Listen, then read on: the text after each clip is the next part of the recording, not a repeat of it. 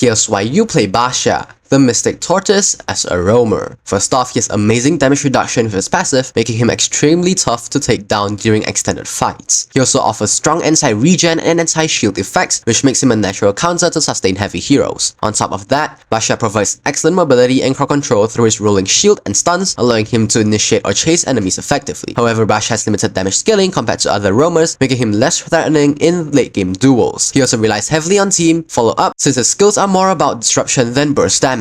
Lastly, Baxia struggles against true damage heroes who can shred through his defenses regardless of his tankiness. Baxia's passive, Baxia Mark, reduces the damage he takes and applies a debuff to enemies hit by his skills, lowering their shield and HP regeneration. This makes him a strong counter to sustain heroes and allows him to survive longer in fights. Baxia's first skill, Baxia's Shield Unity, lets him roll forward in a shield form, damaging and stunning enemies upon impact. He can also leap over obstacles on minions, landing a stronger stun if he hits an enemy hero. This skill is his main initiation tool and mobility option.